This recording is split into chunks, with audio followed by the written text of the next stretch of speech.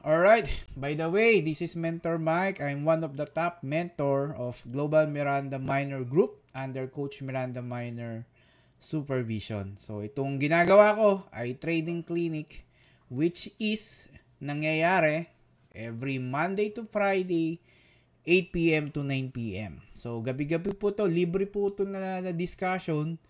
Wala po kayong babayaran. All you need to do is to join our Google Meet na schedule 8 p.m. If you want to join our trading clinic, PM nyo lang po ako sa Facebook. Yung Facebook account ko po ay comment ko sa YouTube comment section ng video na ito. Kasi marami na po tayong poster. Last 2 weeks yata, merong na-scam yung poster ko. No? 10,000 pesos. Nakakalungkot. 10,000 pesos. Kasi ang tao, alam nyo ba, kaya na-scam. Mahilig tayo mga Pilipino sa easy money. Yan, easy money. So, anong nangyari? Nagpa-trade siya ng 10,000. Kala niya, ganun lang kadali kumita sa trading. Pero, yun nga, na-scam siya. And nagamit yung pangalan ko. Kaya ako patuloy kong sinasabi na hindi ako nanghihingi ng pera. Wala akong GCash account. Wala akong investment or any trading platform na i-offer sa inyo. So, yun. So, ginagawa namin to. Bakit? Para magbigay ng culture of malasakit sa mga traders sa Pilipinas at magturo ng libre. At syempre, tulungan yung mga tao na gustong pumasok sa crypto pero zero knowledge, walang alam. Talagang parang panapanahon na nakikita niya na yung crypto sa Facebook at yun nga. Ito na yung trading clinic. Ginawa namin to. No. So yun, meron akong binibigay na module. If gusto nyo makakuha rin ng libreng module or yung pag-aaralan na module, libre po yan. Wala po yan bayad. PM nyo lang po sa Facebook. Yan, para mabigyan ko po kayo. Wala pong bayad yan. Yan ay libre natin. Malasakit po natin yan sa mga tao. Alright guys. Gusto mo namang matuto guys? So ito na. Nandito kami. Live din kami sa Gmeet. Sino na sa inyo ang may mga tanong? So, pero bago natin simulan ng tanong, ako ay magsasabi sa inyo, bantayan nyo tong STX, no? STX. STX to ay nasa watchlist ni Mentor Mike ngayon. So, meron siyang magandang double bottom dito na binasag. So, medyo maganda ang kanyang takbo, no? Maganda yung pwedeng kalabasan ng coin na to. So, pwedeng mag-pump to. Kasi maganda yung double bottom niya rito. Tapos binasag niya pa yung neckline dito. So, pakibantayan na lang guys, no? Palagay na lang sa inyong watch list. So, ito, syempre, hindi man naman kagad to ilulong. So, ang gagawin ko dyan, mag-aantay muna ako ng konting retracement dito. Pwedeng gumanon siya. So, pero ito ay pumasok na siya sa watch list namin. Okay. So, sino may tanong? Tanong guys, tanong. Sino may mga tanong sa inyo? Huwag nang mahiya, no? So, sino guys? Sana yung ibang tao naman, no? Kasi kahapon, grabe magtanong. Pare-parehas ang tao, eh. Ano ba? Wala ba kayong ano? Alright, sige. Sino ang may tanong? Ako quiz. Ay, sir. Ito. Kahapon, ikaw rin nagtatanong kahapon, ha? Sige, anong tanong mo ngayon? Ano po yung mga grade A setups nyo? Sige. Grade A setup. Okay, pag sinabi kasing grade A setup, ito ay mga setup na maraming confluences. Ibig sabihin, pag ako nagte-trade ng grade A, syempre, sige, lagyan natin ng rules. So, grade A. Grabe, grade. Sige, pag sinabing grade A, syempre, ito yung mga non-negotiable. If maglulong ako, dapat meron tayong bullish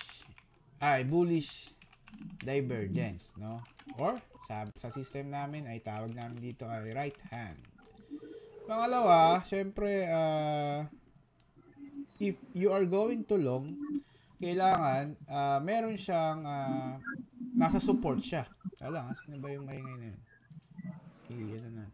Ano natin ba? Sa'yo ba? Ikaw ba yun?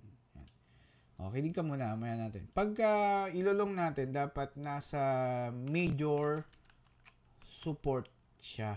Yan, major support. Pag sinabing major support, if papanoorin yung Mastery of Support and Resistance ko, yung mga major support ay makikita nyo siya sa mga, depende kasi, if magte-trade ka ng intraday or mga swing trade, dapat ang price is nasa major, like yung makikita mo yun sa mga daily or 4 hours time frame. Pag ikaw naman ay mag-scalp, dapat yung price is nasa minor naman na support. Pero syempre, always na pag ikaw ay maglolong, dapat nasa support. Pangatlo, pinakamagandang example, maglolong ka, pinakamagandang confluence din na makita mo ay yung price is galing sa RSI 30, no?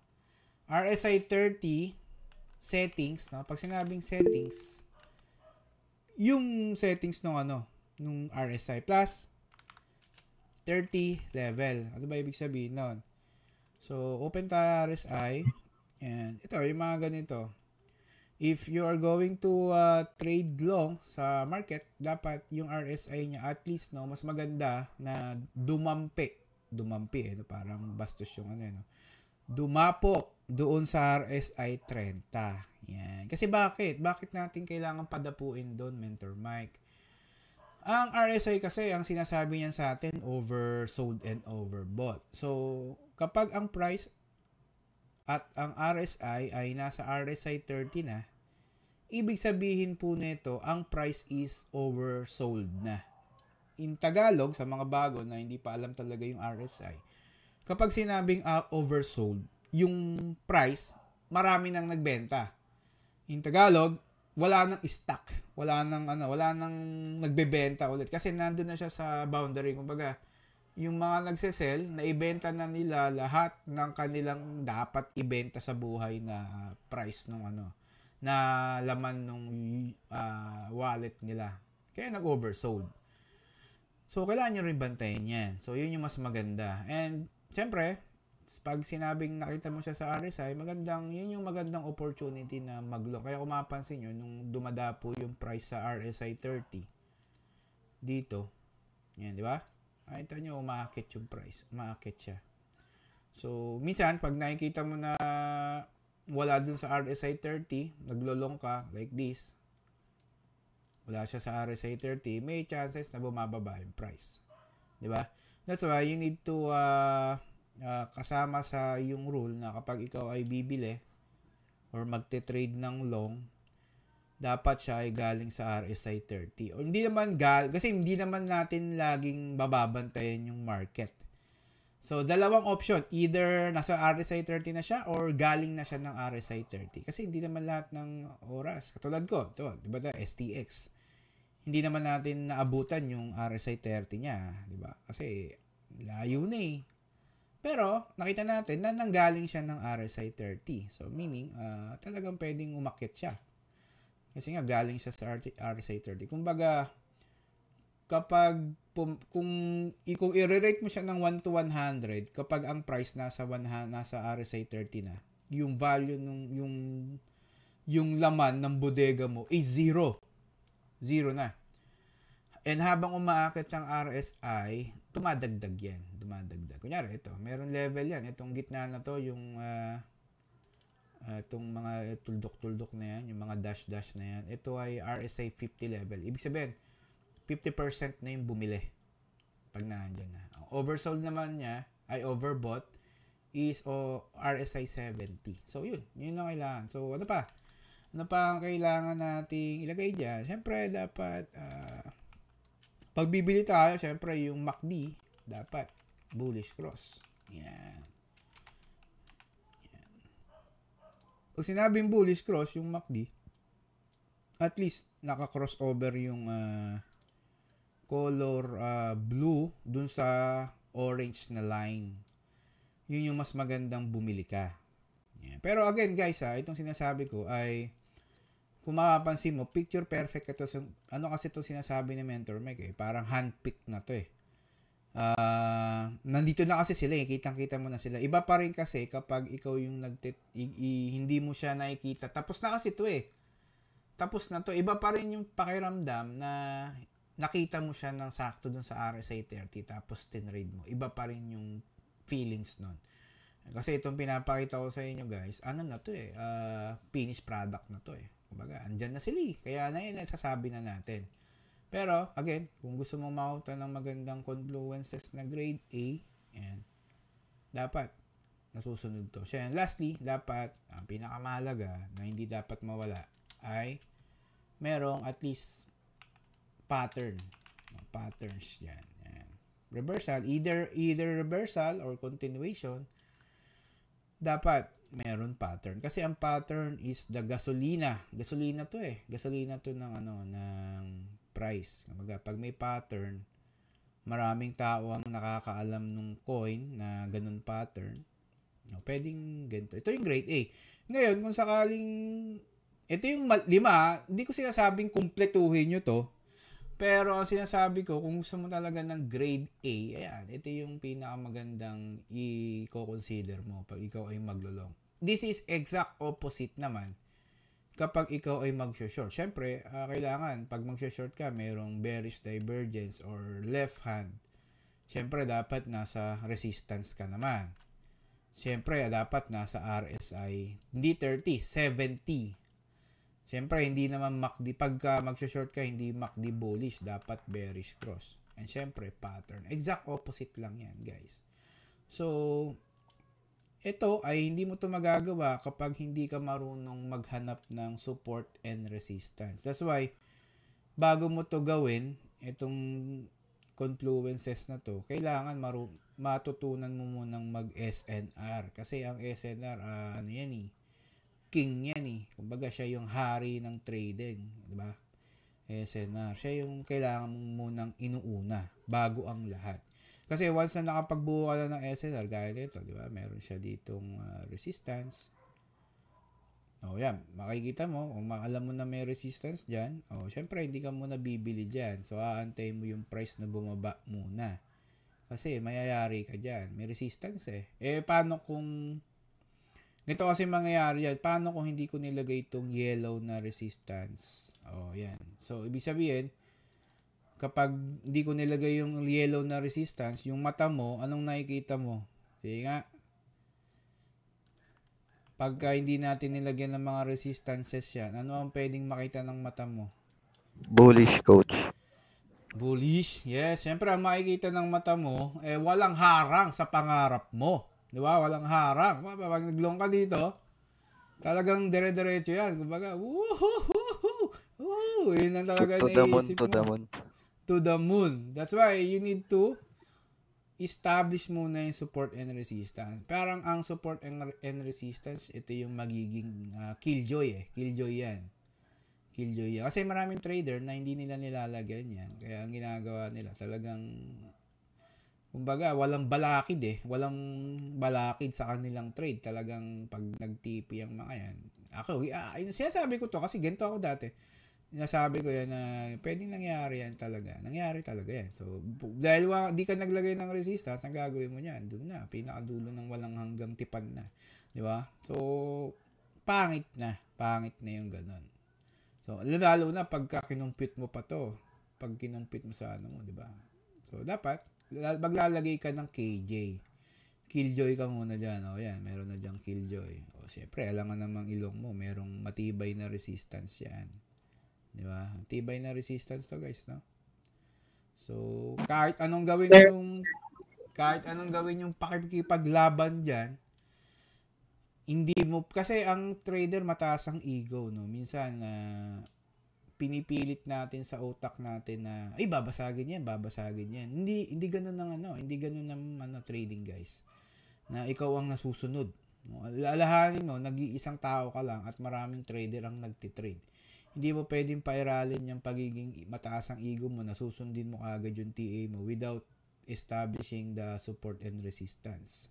So, dapat alam mo yung support and resistance. Para meron kang somehow, parang mga kaibigan nating mga KJ. Mga ganon. Parang asawa mo lang yan na magpapaalam kang uminom tapos hindi ka pinayagang uminom. Kasi may resistance. Yan.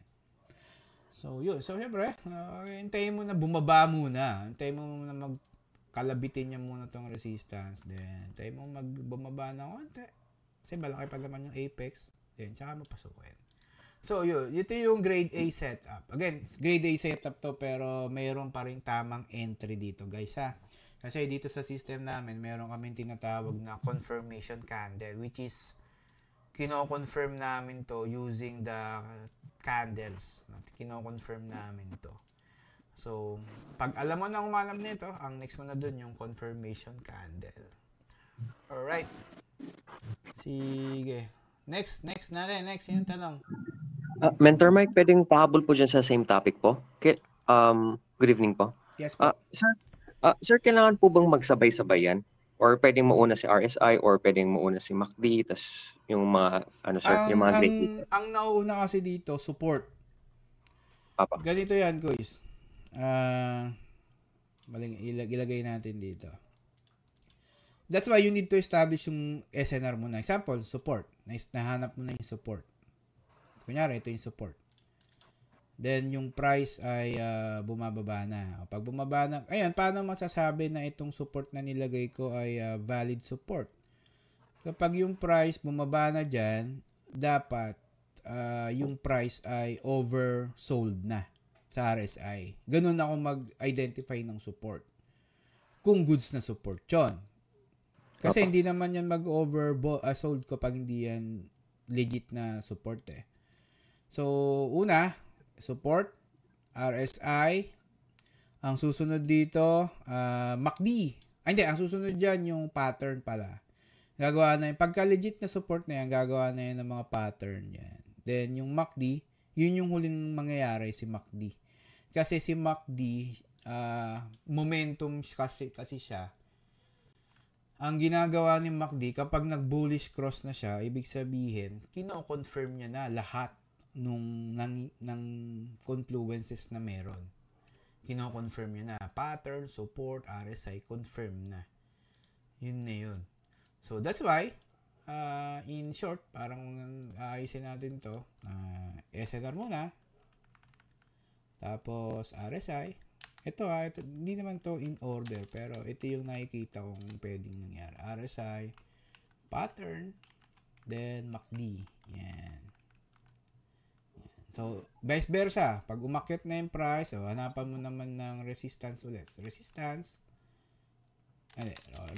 Resistance. Dito, gawin natin tong kabila na support. Para... Sir? Wait lang, chill. Chill ka lang dyan. Tayo tapos. RSI 70. And then, pattern ulit. Then, MACD. Bearish cross. So, paikot-ikot lang sila.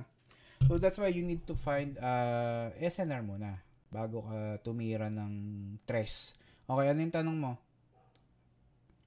Thank you po, sir. Sir? Paano naman po yung bounce play? Pares lang yun. Ano ba yung bounce? Sige, para sa'yo, ano yung bounce? Yung parang sinasalo ng support or resistance. Ito rin yun. O parang binago mo lang yung term, pero ito rin yun. Saan ba galing yung price? Sa taas, di ba? Anong ginawa niya rito? Tumalbog. Yun din yun. Parang mo lang parang ni-new term mo lang pero yun din yun. So, wag ka malilito. Yun din yun. Okay, next question. Ayoko na magtanong yung mga nagtanong na Parang awa nyo na. Baka naiiya na yung iba Pass muna kayo. Okay, sino pa? Mentor, meron ako question. Sige, mag-away muna kayo. Kasi ikaw na. Sige, may tanong lang ako, sir. Yes, how you identify right hand and left hand? You mentioned earlier kasi sa previous videos niyo po, nanood po ako nun. Yung right hand is divergence and convergence. Paki-clarify lang po, sir. Thank you. Po? Divergence and convergence. Ang tingin ko po ang convergence parehas din pwede siyang right hand pero mas gusto ko yung divergence. Alam niyo kung bakit? Kasi kapag inano natin yung divergence, ginugol natin. Ang sinasabi dito, nagda-diverge, no? So siguro gawitan natin ng Tagalog. Tagalog. Yan. Tagalog. Wala, English Tagalog. Parang mas maganda siyang gamitin eh.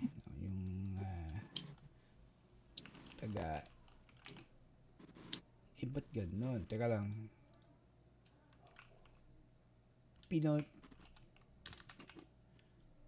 English to Filipino. Pagkakaiba. Yan, tingnan nyo, di ba? Pwede rin naman siyang convergence, pero nagkaiba na kasi sila eh. Parang hindi na sila pantay, hindi na sila parehas. Huwag kayo malilito doon, parehas lang naman ng ibig sabihin nun. Kaya lang, mas maganda for me na divergence kasi, di ba, may pagkakaiba na sila.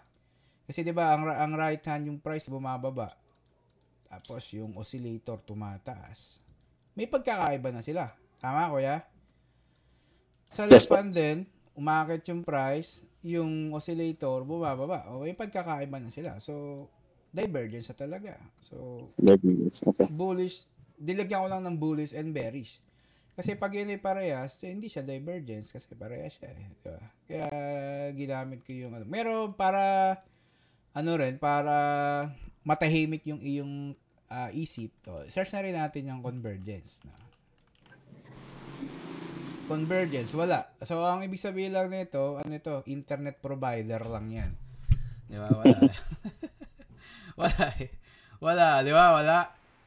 So, that's why ginamit ko yung divergence. Para, wala eh. Sapatos. So, siguro lang to. Pwedeng sapatos, pero internet provider. Di ba?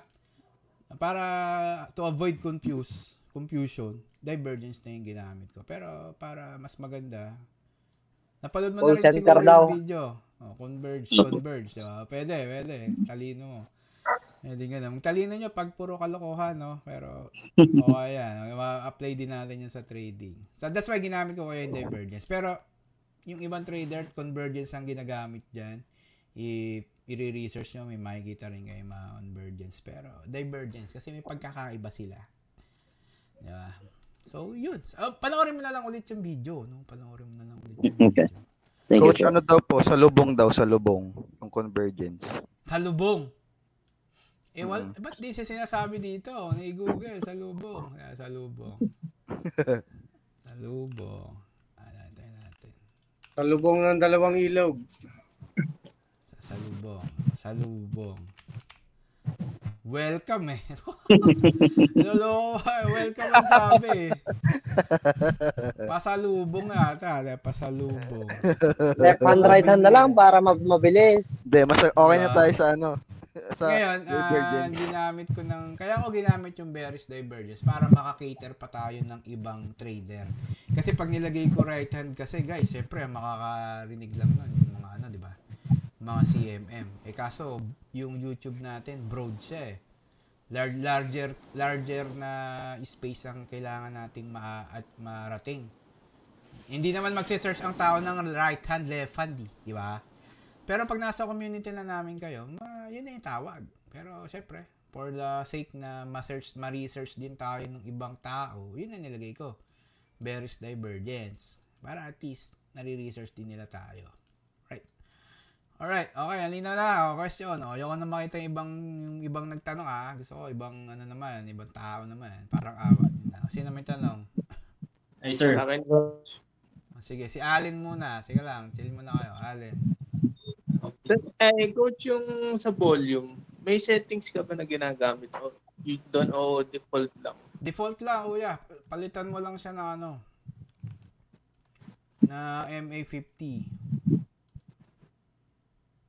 MA. Itong MA length, gawin mo 50 para mas matibay yung kanyang bibigay na signal sa'yo. Tapos, click mo lang tong volume MA. Ito yung line. Para malaman niyo yung paggamit ng volume. Kapag yung price ay lumalagpas siya doon sa MA50 na volume, valid yun. Tingnan niyo tong nangyayari. Bakit sinasabi ko na wait? Kasi magpapump ka siya pero wala mang volume. Parang patay yung volume. Kaya Pwede din gamitin sa intraday. Yeah, okay. Pwede yan. Pagka tinignan mo to sa 1 hour, full volume na yan. May full volume na yan. Volume na rin yan. Pero kasi nakatingin ako 4 hours eh. Okay. Pagka mga 4 hours, coach, maximum ng 2 to 3 days ba yan? O Hindi. Ano to? 1 linggo Wait. to. weeks, no? Oo, day trade na kalalabasan na ito eh. Day trade na. Iba yung day trade sa intraday ah. Ang day trade kasi inaabot ng araw talaga yung trade nila. Yung intraday parang within the day. Iba din yung swing trade. Kapag sinabing swing trade, guys, wag kayo malilito dun pag sinabing swing trade, ang pasok mo dyan, dito sa ilalim. Dito. Kukuhanin mo yung isang swing na yan. Yun ang swing trade. Yung mga day trade naman, itong pasok mo dyan, yung mga pasok ng mga breakout. Yan. And that's normally talagang tumatagal ng 3 to 5 days. Mga ganun. Pero ang swing kasi, swing to swing. Pag sinabing swing to swing, ito, drawing out dito. Pag sinabing swing trade, nag-buy ka dito, nagse-sell ka dito. Buy ka ulit dito, kunyari, downtrend. Sell ka dito sa taas, ay nag-open ka ng position dito, sell ka dito. Buy long ka dito, TP ka doon. Ganon. Dito ang mga TP. Yun yung swing trade. Diyan ka pumapasok sa mga dulo. Sa mga una at dulo ng price. Yun yung swing trade. Kaya malilito doon medyo confusing minsan yun. Pero yun yung swing trade talaga. Kapag pumasok ka sa gitna, hindi na swing trade yun. Breakout na yun. So, depende na lang kung ano yung meron. Alright. Ano pa? Question? Si Rayjoy. Tawagin natin si Rayjoy. Yan ang gusto ko sa inyo, guys. Yung dami kayong tanong, no? Hindi pwede tahimik nyo. Libre na nga ito. Tamad na tamad pa kayo magtanong. Anong tanong nyo naman? Ako, Kuya Rayjoy, ano yun? May tanong ko lang po yung proper entry po. Halimbawa po is na naked charting ng 4 hours. Tapos, ano po yung time frame na entry point po, no? Pag nag-naked charting ka ng 4 hours, 4 hours ka rin mag-entry. Sige po. Hindi mo pwedeng... Ito kasi yan, dapat kasi alam nyo muna kung anong klaseng trader kayo eh. Kasi kung gagamit ka ng 4 hours, for ano yan? For day trade, swing trade yan. Ngayon, ang nagiging dilema ng isang trader kapag siya ay nagtitrade, pumupunta siya ng 4 hours. Kasi, ano lang to parang siguro, paano ko ba to iahalin tulad? Wag kayong maging wag kayong maging mangangalakal. Ano ba, mangangalakal no? Pag sinabing mangangalakal, scalper kasi, di ba, pangangalakal. Ano ba explain ng maganda to? Paano ma-deliver ng ano? Kapag sinabi kasi 4 hours, automatic, hindi ka nag-i-scalp. You are trading the higher time frame. Ibig sabihin, kung sa 4 hours, nakakita ka dyan ng bearish divergence. Or yung, ito na siguro. Example, sa 4 hours, nakakita ako ng most probably a double bottom. Di ba? Yan, 4 hours yan yung masusunod. So, paano siya masusunod? Ang ginagawa kasi ng trader, nasashock kayo kasi bumababa kayo ng mga 1 minute time frame. Pag bumaba ka ng 1 minute time frame dyan, di ba kanina may binilugan ako, may makikita kang mga ganitong move. Yan, yung mga ganito, masashock ka dyan Ibang territory na kasi to, pang scalping. Kumbaga, normal to nangyayari kung scalper ka. Pero kung ikaw ay nagtitrade ng 4 hours time frame, ito dapat, wala kang pakialam dito. Wala kang pakialam dyan. Kasi 4 hours ka Dapat, kung 4 hours time frame ka, hindi mo to tinitignan. Ang tinitignan mo, yung bigger na picture ng price. Itong bigger picture. Yan ang tinitignan mo, hindi yung nangyayari dun sa micro time frame, yung mga 1 minute. So, to avoid confusion, so kung alam mo na kung anong klaseng trader ka, if nakita mo double bottom siya, huwag ka nang tumingin ng 5 minutes. Kasi pag bumaba ka ng 5 minutes dyan, papakita ko sa inyo pag bumaba ka ng 5 minutes, may mga makikita na kayo mga left hand, mga bearish divergence, katulad nito, ito. Makikita mo to. Itong mga to. Pwedeng ito ay maging left hand na. Diba? Pwedeng maging bearish divergence. Ano na mangyayari sa'yo kung nakalong ka? Sample, nakuha mo yung price dito sa ilalim. Kunyari, nakita mo, naglong ka dito sa part na to. Tapos, may nakita kang left hand dyan. Siyempre, anong isipin mo? Naku, mukhang bababa na yung price kasi tinitignan mo yung lower time frame eh. Nakita mo, nagkaroon ng ganito. Wala ka na. Na-shake out ka na. Parang pinapalayas ka lang ng market. Pinapalayas ka lang ng market. Parang ang pinapalayas ng market dyan, yung mga weak hands. Yung mga walang plano talaga sa buhay mag-trade. What I mean is walang plano. Nag-trade lang sila ng walang plan. Hindi nila alam kung saan sila mag-TTP. They are using their heartbeat para mag-TP. Pagka kabado na, TP na. So, walang plano. So, if tumitingin ka ng higher time frame ka rin magbase. Huwag kang magmatong intindihin. Ito mga to. Ano lang yan? Mga, kumbaga in real life, may asawa kang tao. Ito ay mga tukso. Yan, mga tukso lang yan. Ito yung mga ahas. Yan, mga nagbibigay ng apple. Kung kakainin mo yan, talo ka dyan. Yan yung mga ahas. Pag kinain mo yung mansanas niya, makakatulog ka dyan. Yari ka. So, dapat, focus ka lang sa goal. Iwan ng pamilya dapat dyan. Hindi mo titignan yan. Ngayon, pwede mong tignan yan, pero hindi mo siya iti-trade. So, paano ibig sabihin? Instead na i-short mo yung mga kolokoy na yan, ang abangan mo dyan, yung mga setup na yung mga pa-breakout. Yan. Mas maganda yung mga ganito yung setup mo. Kasi yung yung ganitong setup, siya yung direction ng higher time frame eh. So, dapat, kung nakakita ka ng double bottom, puro long ang banatan mo. Huwag kang mag-short. Kasi from there, kapag nag-short ka, may tendency na mayari ka talaga. That's why, pagka pumunta ka ng higher time frame, yun na. Huwag mo nang pupunta ng lower time frame. Masisira ulo nyo dyan, guys. Baka mamaya, pumasok ka ng trading ng 25 years old ka. After a year, naging 35 years old ka na. No? So, ingat-ingat. Alright. Sige, next question tayo. Open mic lang sa mga tanong. Mentor Mike, pwedeng isa pa po? Mamaya ka na. Yung iba naman. Sorry. Sige po. Ano yan? Pwede po magtanong? Yes, kuya. Ano yan? Sir, magtatanong po ako patungkol ho doon sa yung kaninang question po ng isa pong caller. Ano po yung galing DJ na tayo Po. Pasensya na po.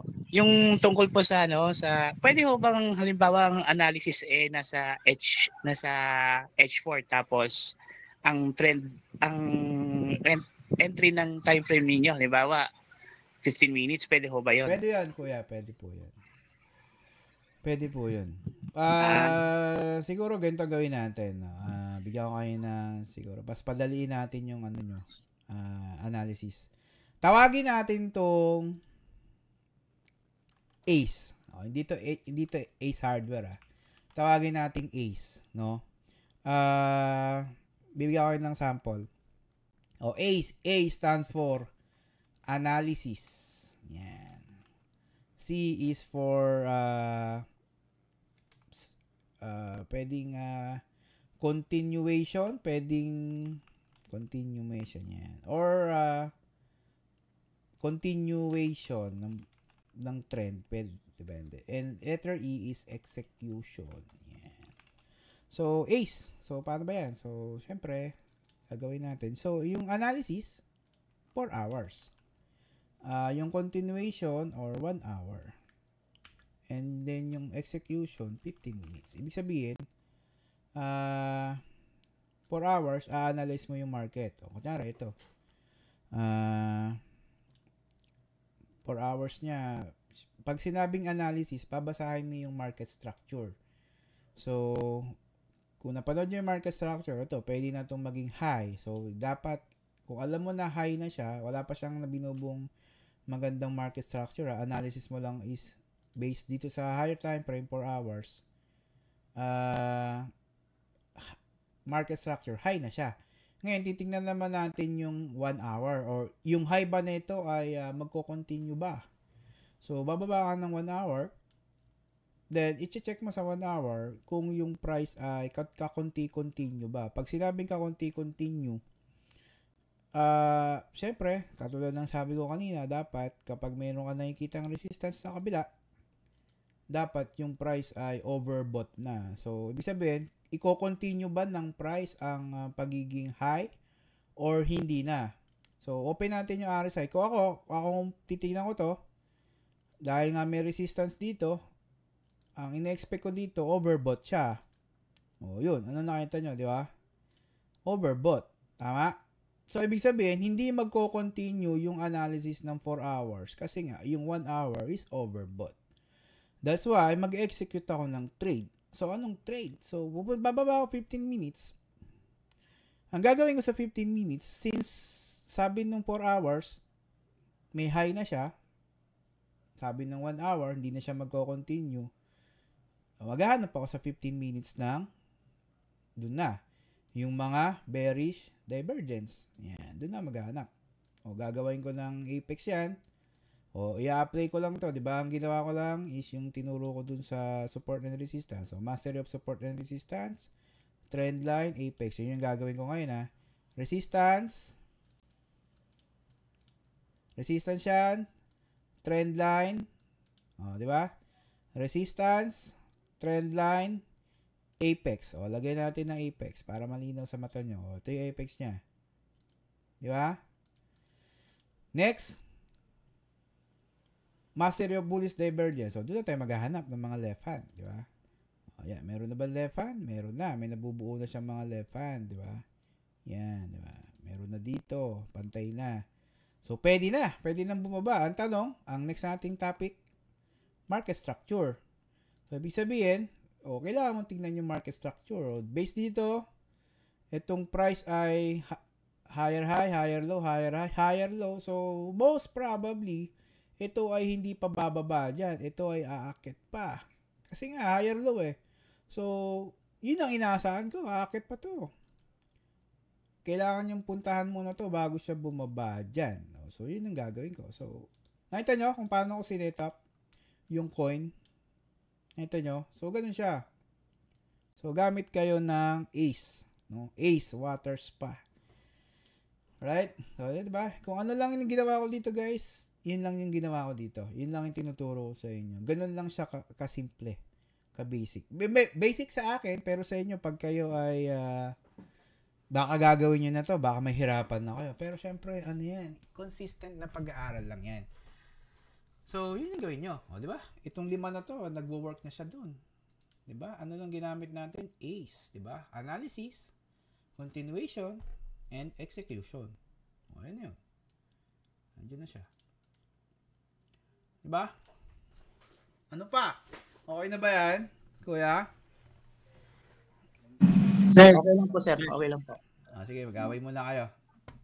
Sir, pwede po ba, Nagtanong ka na. Teka lang, nagtanong ka na. Yung iba naman.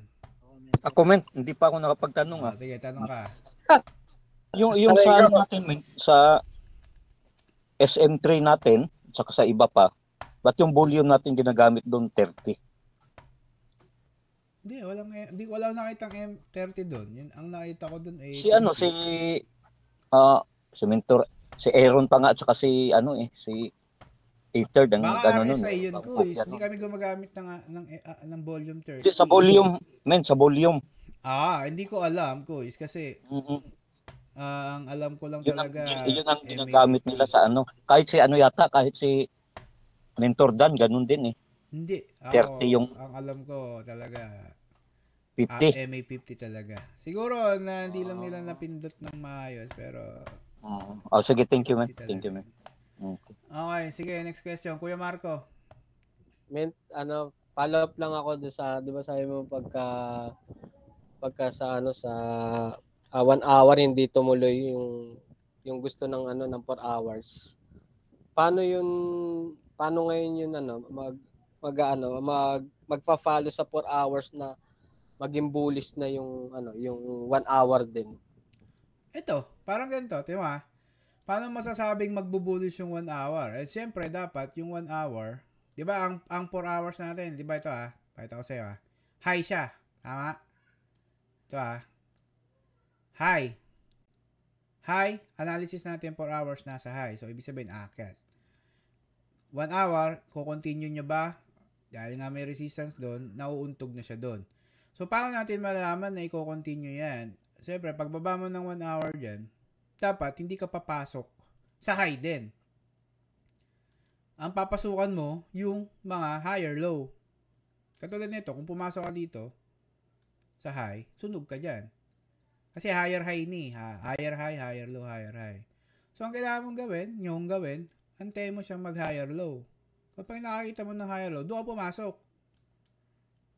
Kasi yun yung analysis ng 4 hours ko. Bababayin natin to sa lower time frame. Naglulong yan. Ayan, diba? Naglulong siya. Diba? Akit to. Alright. Next question. Mamaya, tingnan na lang natin ito mamaya. Mababa pa naman oras natin. So, pwede. Okay, salamat men. Salamat. Ano yung neckline? Neckline? Opo. Okay. Teka. Pag sinabing, at madali lang naman yung neckline na intindihin, no? Siyempre, iisip ako ng way para mas nakakatuwa. Ang neckline, ito yung mga choke point. No? Pag sinabing choke point, ano mo lang ito. Ang neckline kasi, choke point siya. Pag sinabing choke point, meron kasi tayong mga reversal pattern. Chill lang kayo sa drawing ko, hindi bastos yan. So, double top, may neckline siya, yung ilalim, itong yellow. Kaya siya tinawag na neckline. Hindi ko rin alam kung bakit nila tinawag na neckline yan. Dapat nga, hindi ito neckline. Pwedeng Pero yung pwedeng waistline to kasi parang put siya, di ba? So, bakit tinawag na neckline? Hindi siya neckline talaga Pero, siyempre, bago lang din tayo sa trading. Sumusunod lang tayo sa mga pinauso na nila. Pero, titignan natin parang waistline, di ba? So, neckline, siya yung support na kailangan mabasag para yung pattern na double top ay matuloy sa pagbaba. Yan. Pagdating kaya sa neckline din, may tinawag ta. Siguro dito pwedeng itong sa head and shoulder. Yan. Kasi head and shoulder, ito legit talaga neckline to kasi bakit? May shoulder, may head, may shoulder. So, meaning, meron talagang neckline. Siya yung neckline niya. Ayan. Yung mataba to kasi wala na siyang leg Yan. Sabi sabihin, ito yung head. Meron siyang shoulder dito na dislocated. So, ang neckline ko is ito yung nagiging support ng isang coin wherein kapag nakapagbuo ng pattern na head and shoulder, yung ibang trader nag-aabang sila ng shorting below the neckline. Nag-aabang sila dyan. Kasi, ang continuation ang activation ng head and shoulder pattern sa ilalim ng neckline, pagbutas. Ang activation ng double top sa ilalim doon ng neckline, pagbutas. Ngayon, ano ba yung magandang sample dyan? So, pwede natin puntahan yung Bitcoin. Kasi si Bitcoin gumawa ng neckline to puntahan natin. Ito. Like this, di ba? Ito yung neckline ko, Yan. Ayan, di ba? Makita mo, head and shoulder. May neckline. So, baliktad nga lang siya, inverse head and shoulder. Pero ito yung head. Ito yung shoulder niya. So, kaya siya tinawag na neckline. Pero yung sa double tap, hindi siya neckline eh. Waistline dapat yun eh. Kasi ito, legit talaga to na neckline. Kasi may leeg talaga. May head and shoulder. Yun, hindi siya neckline eh. Dapat dun, waistline, di ba? Joke lang. Joke lang. Ano, di ba? Ganito yung ano, di ba? Put to eh. Di ba? Sorry hindi yung ano yan, di ba? Ano to eh. Di ba? Waistline. Waistline dapat to, hindi neckline. Okay. May bago kayo natutunan ha. Neckline, waistline. Alright. So, yun yung Kuya Shadow Flame. Siguro, gagawa na lang ako ng video para sa pattern. Kasi naka-line up naman yan. Huwag kang mag-alala. Alright. So, ganda, no? Ganda ng pagka-head and shoulder niya, no? Kaya siya umakyat. Bumomba siya. Haba nung nilakbay niya. Alright. Sige, next question tayo. Siguro, 2 tanong. Sino pa meron dyan?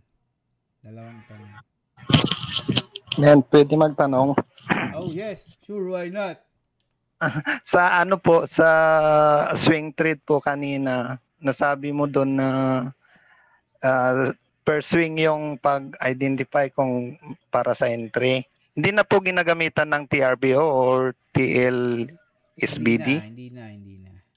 Kasi swing siya eh. Kapag ginamit mo yung TRBO or kunyari ito, TLSBD, hindi na siya swing. Breakdown na siya. So, ang swing, galing sa taas, TP ka sa baba. Ayan, isang swing yan. Isang swing. So, para mas madali nating maintindihan, parang nakakita na ba kayo ng siso? Siso ba to? Or yung, ano ba yung naggaganon? Yung parang playground ng bata? Opo, siso yun po, siso. Yung hindi siso, alam mo yun eh, nalaro. Yung parang may ganito. Ano yung meron dito upuan sa gitna? Anong tawag dito? Anong tawag dyan? Swing. Swing din, di ba? Swing yun. Di ba? Swing po yan. Swing yan. Yan yung tawag na swing. Kung titingnan natin to sa gilid, so di ba gumaganon siya? So swing siya, gumaganon siya. Pag bumili ka dito, benta ka dito. Meron chance ba na tumitigil yan sa gitna? Wala naman, di ba? Rekta-rekta yan, di ba? Pag ganon siya. Kaya siya tinawag na swing trade. Kasi you are trading the swing. Yung swing nung price. Yung swing. Mula dito, papunta rito. Isang swing yan. In short, kumbaga, ikaw ay sumakay ng jeep. Ito, mas madali itong maintindihan. Kapag ikaw ay sumakay ng jeep sa terminal, ang baba mo doon sa next terminal. Lalo pagka sinakyan mo yung mga point to point. Kapag sumakay ka ng point to point, huwag kang umasa na ibababa ka niyan sa gitna ng kalsada. Hindi mangyayari yun. Nangyayari ka sa driver. So, point to point, ganun. Parang ikaw ay, parang sumakay kayo ng MRT. Di ba? Pwede bang kunyari, ito, Shaw Boulevard Station to Guadalupe. Pwede bang bumaba ka sa gitna ng railis ng train? Hindi, di ba? Hindi kayo bababa niya kahit umiyak ka ng umiyak dyan, hindi kayo bababa ng driver dyan. Mamamatay ka kakaiyak dyan. Yan, ganun yun. So, swing to swing. Alright, last question, guys. Pwede follow-up, man. Okay, follow-up. Sige, try natin. Ano po yung mga confirmation na, di ba, halimbawa po nag-uptrend siya. So, ano po yung confirmation para magda-downtrend na po siya ulit? Ganon. Nood ka ng market structure quiz. Panoorin mo to. Yun yung sagot ko sa'yo. Sinabi ko yun dito eh. Okay po. Ulitin ko na lang po. Okay. Napanood mo na ba? Ulitin mo lang. Napanood ko na po. Hindi ko lang po. Ulitin ko na lang po. Salamat, men. Alright. Okay. Sige, isang question pa kasi hindi naman question yung tinanong niya. Last question, guys. Last question. Oversold na. Last question, guys. Wala ako na lang. Ako na lang, coach. Okay, okay. paano magpa-elite member? Ah. Yeah. Meron kaming course na ino-offer, no, yung beginner course, intermediate, and one-on-one mentoring. Ito, pwede nyo itong kuhanin ng paisa-isa. Bigyan ka mag-beginner course. Ngayon kasi ang price na itong beginner ay 2.5 isa and intermediate. Now, pwede mo siyang kuhanin ng package, as in package, yung premium package. 7,500 po yun. Ngayon, kung gusto nyo mag-enroll, meron akong ibibigay na link. And pag nagamit nyo yung coupon code na ModMic, kayo po ay makakatanggap ng freebies pa. No, parang module din na magagamit nyo rin po sa pagtitrade. Ang pagtitrade nyo. So, yun, PM nyo lang kami, yung mga admins nyo para kayo ay makapag-enroll. PM nyo lang po yung mga admin nyo sa group chat para mag-guide nila kayo mag-enroll. Make sure na magagamit nyo yung code. Kasi ito kasi, yung premium kasi, meron na yung module sa loob. Pero ang ginawa ni Mentor Mike, dinagdagan ko pa. Kasi nga, para sulit yung pag-enroll, dinagdagan ko pa. Yan. So, swerte yung mga gumamit ng code ni Mentor. No? So, yun.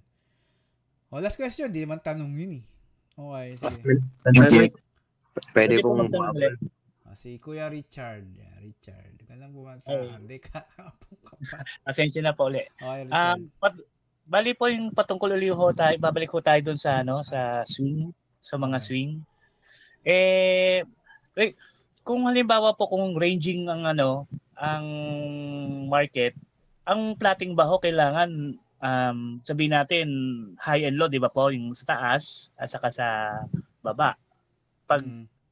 Kapag trending naman ang market, ang gagamitin ay channel po para makita natin yung Pwede pong channel, kaso mas maganda trend line muna gamitin nyo. Kasi minsan hindi naman nabubuo pa yung channel kapag wala pang trend eh.